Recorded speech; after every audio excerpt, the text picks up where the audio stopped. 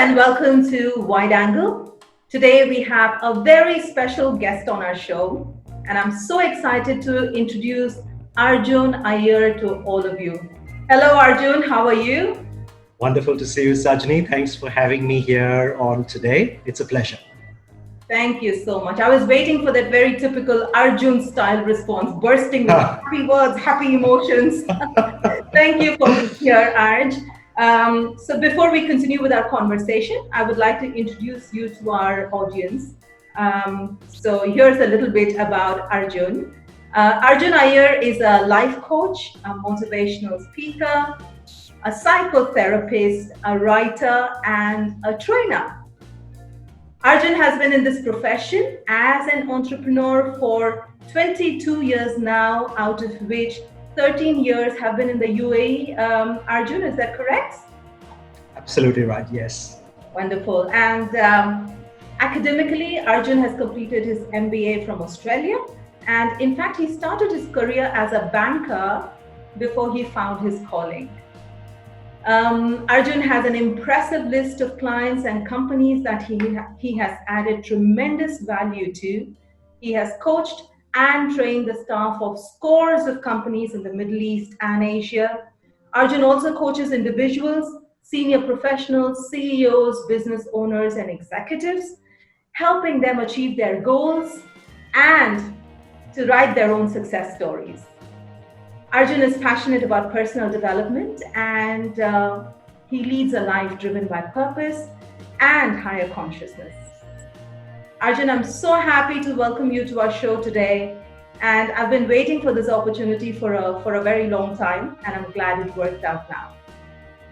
So let's dive straight in, shall we? Absolutely. Great. So the topic that we are discussing today is the psychology of success. And if we manage to get hold of Arjun again, then the intention is to continue this conversation as a series. So Arjun, my first question to you is, what do you mean by the psychology of success?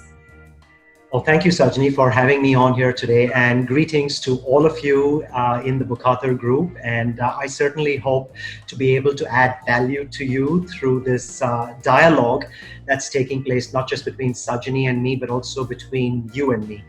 I have been a student of success for 22 years now, and this started for me when I met my mentor in March of 1998 in Johannesburg, South Africa. Basil Harris is South African by origin and lives in Australia today. He is a self-made multimillionaire.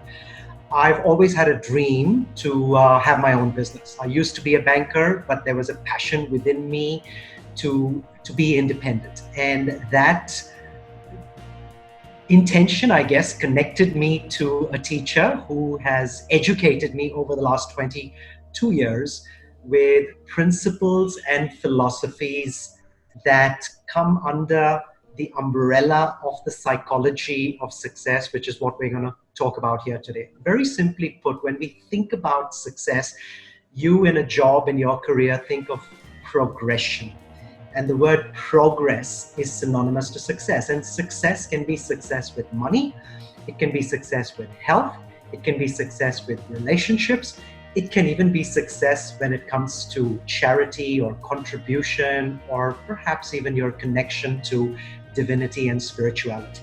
Every which ways, we as human beings intend to, want to, desire to improve our life conditions, and that is success. Now, in order to attain the success, we have two aspects. One aspect is called the mechanics, and the mechanics is the process, the system, the steps, the methods, the do's and the don'ts. Right. So that's the mechanics. Second area is called the psychology. And this is the chokehold that holds most people back from the dreams and desires that they wish to accomplish. So many people pursue a strategy. They learn about ideas, principles, tools, and concepts that successful people have used in any of those areas of life. And they pursue that strategy, but they don't imbibe that state. And that state is that mindset, that heart set, that emotional set, all of which we can call the psychology of success. So very simply put, the psychology of success is the way you think and hence, as a result of your thinking, the way you feel about yourself, that is your inner verse, and outside of yourself, which is your universe. And a combination of that causes you now to actually put fuel into the fire of your strategy, and therefore causing you to either achieve that success or perhaps not achieve that success and just get frustrated in the process. So short question, but long answer. It's how you think, and how you think determines how you feel. And the way you feel actually propels you forward towards your dreams, goals, and desires. Wonderful. So I gather that it's important to have a combination of both the mechanics and the psychology for one to really have a successful journey towards one's success. Okay, so explain this a little more. This is fascinating. Tell us a little more about the whole psychological aspect, because I know the tools are easier to get hold of. One can attend training sessions, one can read up, etc. But it's a psychological aspect that needs more focus, that needs more time and effort to master. So tell us a little more about that. Yeah, and thank you for asking. I'm glad you're kind of probing this subject a little bit further, because what I'm finding now, especially in these challenging times, in this tumultuous environment, and with the evolution and revolutions that are taking place on our planet, politically, business-wise, economically, and also microcosmically in our individual lives, there is a kind of soul reckoning that is taking place of sorts. People are looking within now than ever before. In the past, we were kind of chugging along and expecting things to be predictable. We kind of knew what the next step was. There was a path that had been charted out for us. Organizations could, for the most part, project months and maybe even years ahead, and then determine their action steps and strategic investments today. With what's happened recently, and when I say recently, I'm not only talking about COVID-19 and Corona, I'm also talking about the massive changes that took place, say, for example, in 2016, when we started to see Brexit, or, tremendous changes in the political world, and business ideas and philosophies of governments completely transforming.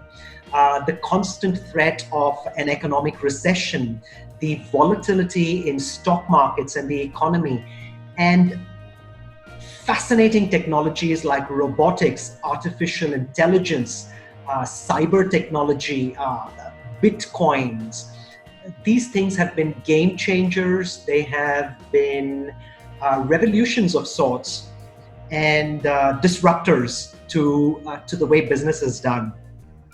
And so in a scenario like this, in an environment that is new, an environment that we have never experienced before, change is taking place more rapidly than has ever taken place in the history of mankind. And therefore, the way that we used to think in the past can no longer be valid in this new milieu.